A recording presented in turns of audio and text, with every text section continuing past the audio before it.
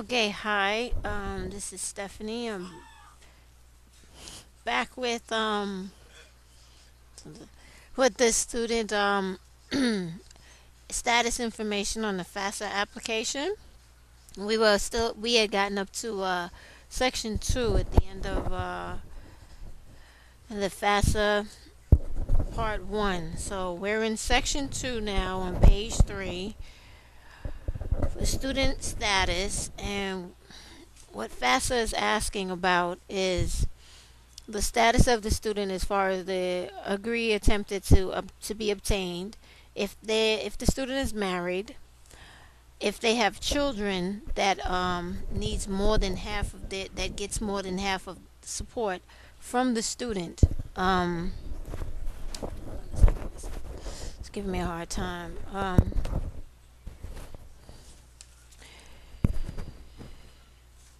They also want to know about dependence and dependency of the applicant student.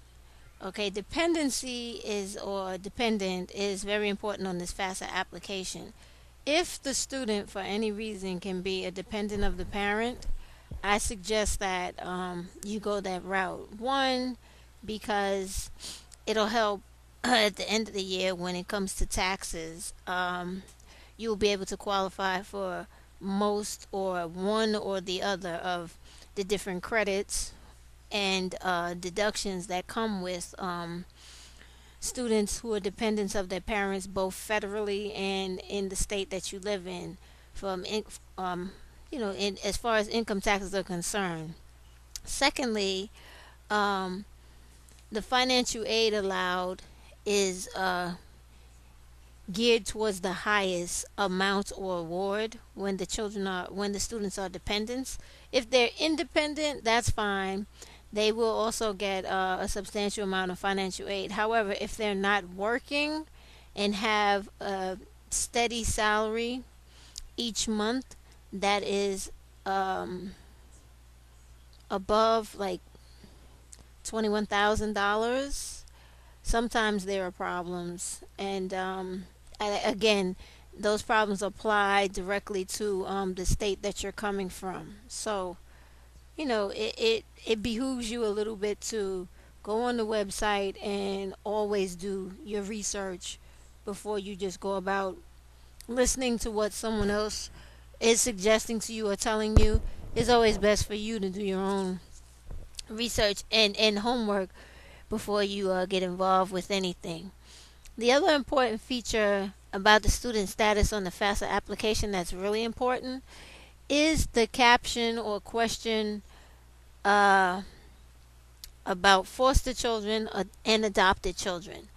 The specific question is in the second section of the student status, and the question reads as such: Are both or one of your parents deceased? Are you or will you, until the age of 18, be a ward or dependent of the court? Okay, let's break it up. And I can break this up and explain it to you in these two ways. For foster children, you're going to always check this box off as yes. Because all foster children, no matter how long they've lived with you, if your particular state allows you to claim them on your income taxes, that's all fine and good.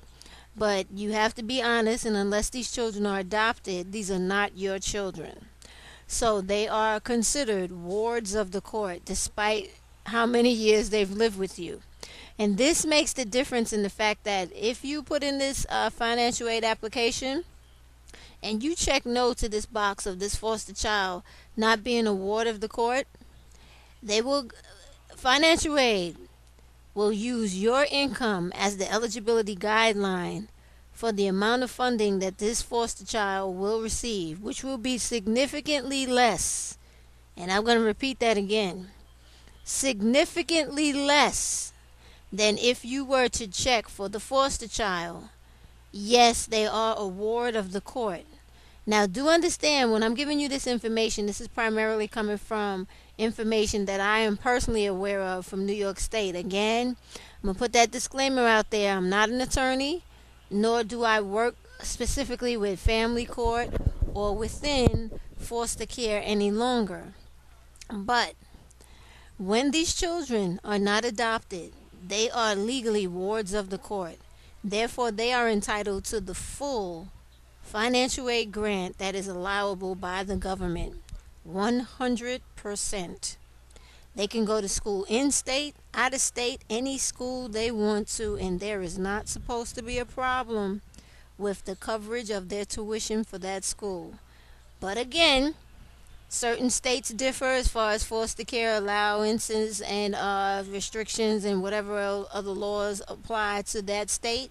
So you would have to definitely check with your state to find out what all entails with the college tuition for foster children.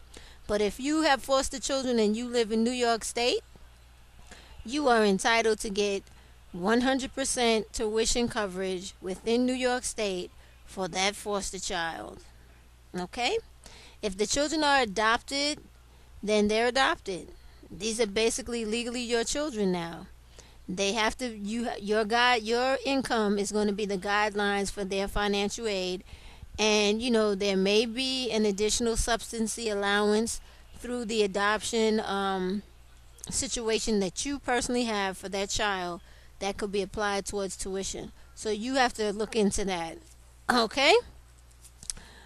Those are a couple of important things to remember and to look into and be clear about when you fill out the FAFSA applications, Section 2, Student Status Information. Section 3 on the FAFSA application is talks or goes into student finances. And here, student finances is basically talking about taxes. Okay? And those taxes or tax information concern students that worked the entire year. Oh my goodness. Worked the entire year, partial year, and made over the low income wage. If they did that, then they would possibly, not always, be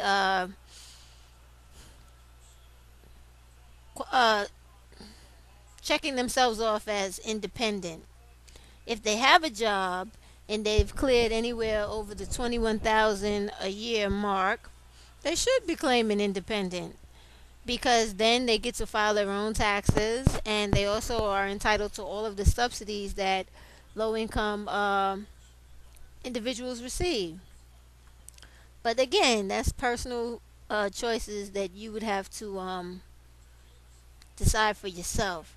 If you want further information about all kinds of questions about how your personal student finances affect your FAFSA application, what you need to do is go on this website. Now, this website is going to talk to you about foreign student finances, domestic student finances, meaning those that live in America, and it's going to answer all of your questions, and it's going to bring you up to date as to how, if you're claiming independent, how your spouse's income plays into your application for financial aid, and if you've been divorced, separated, or widowed. So here's the website. That website is for the foreign information now, and domestic as far as how the money you make compounds or impacts your federal financial aid application.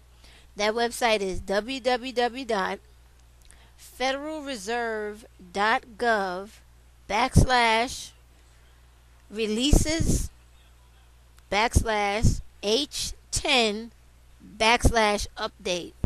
Now, what that website is going to do is going to give, for all those foreign people who are coming to America or whatever, the daily exchange rates, to explain to you how the money you make will affect your financial aid application.